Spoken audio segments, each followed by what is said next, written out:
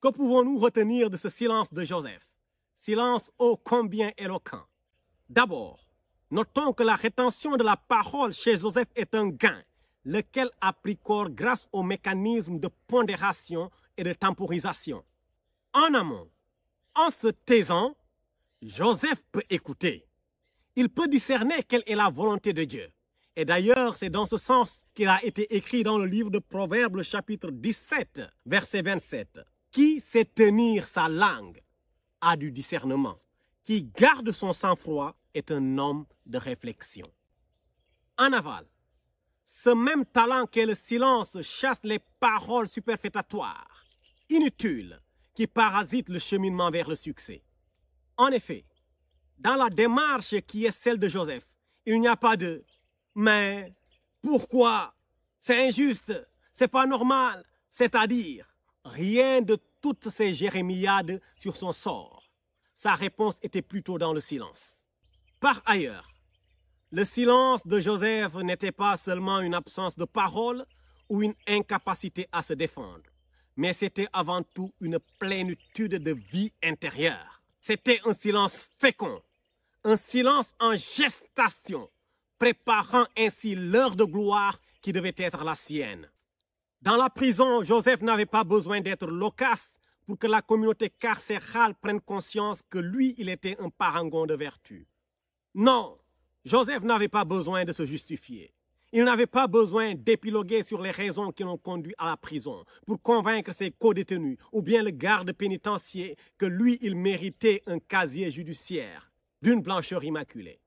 Il n'a rien fait de tout cela. Il était peu bavard dans la prison et s'est comporté comme s'il n'avait aucun problème. Et pourtant, cela n'a pas empêché que l'univers carcéral reconnaisse qu'il possédait des qualités qui le prédisposaient à réussir.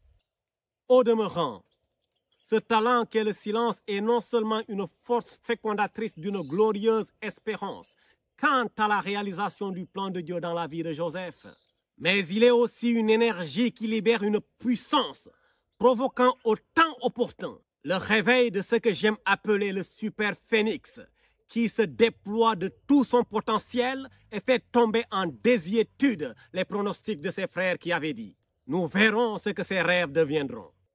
Eh bien, les rêves de Joseph ont pris corps. Ils se sont départis de leur caractère chimérique pour devenir une réalité intangible, authentique et manifeste, une réalité incontestée et incontestable. Car, comme le raconte le chapitre 41 de Genèse, au bout de 2 ans, la vie de Joseph changea du tout au tout. Cela va maintenant nous conduire à parler du gain du silence de Joseph.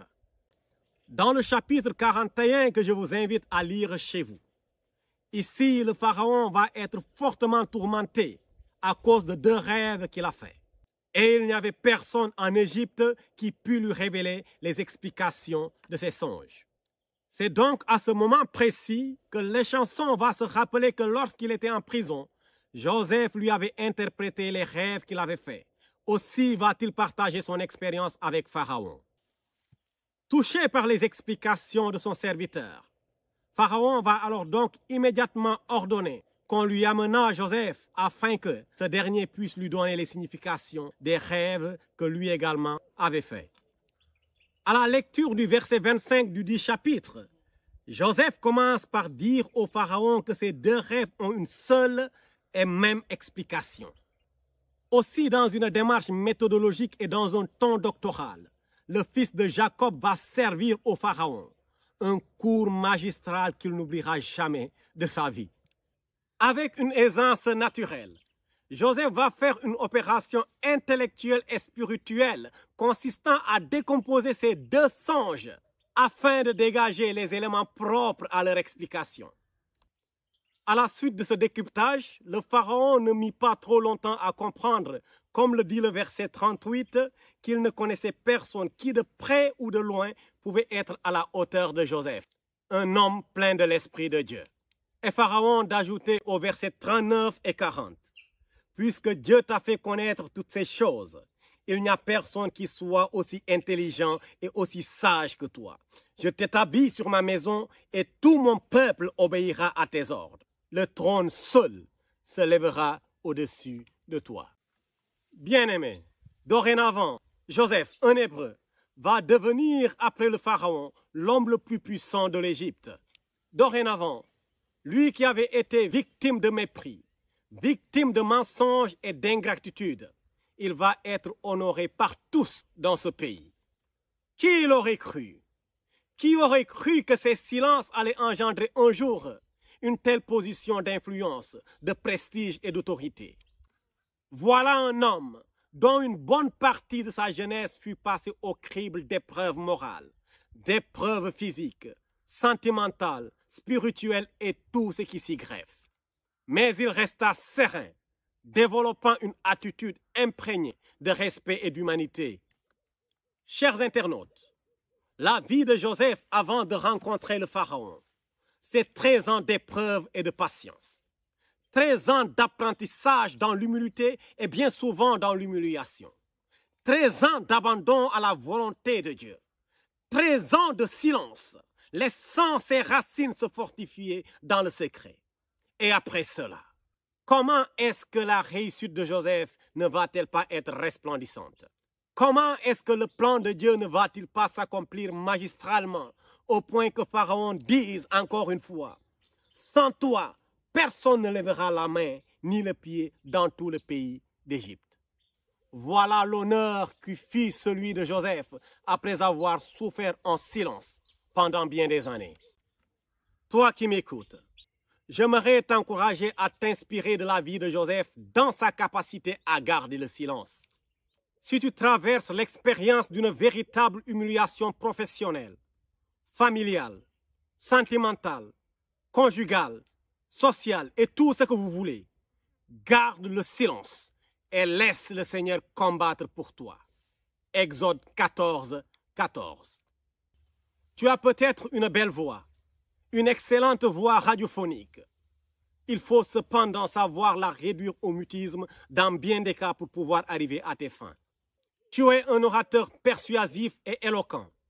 C'est bien. Néanmoins, à bien des moments, tu devras te taire et écouter les autres, mais surtout, écouter Dieu te parler. Et ma prière est que tes rêves puissent prendre corps. Mais encore faudrait-il que ton silence, qui est un pur et précieux talent, ne soit jamais enterré. Prions. Excellence El Shaddai, toi notre divin Père, comme le psalmiste pouvait le dire, veille sur nos bouches et garde la porte de nos lèvres. Donne-nous en cette année de vivre à l'image du Seigneur Jésus-Christ qui, maltraité et opprimé, il n'a point ouvert la bouche, semblable à un agneau qu'on mène à la boucherie, à une brebis muette devant ceux qui l'attendent. Il n'a point ouvert la bouche. Dieu de gloire, dans les bons comme les mauvais jours, que ta sagesse nous inspire les moments favorables pour parler. Père, je t'en conjure, donne-nous la force de maîtriser nos émotions et que la voie du silence nous mène vers la réussite sur tout ce que nous entreprenons. Au nom puissant de Jésus-Christ de Nazareth, nous prions. Amen. Que le Seigneur vous bénisse.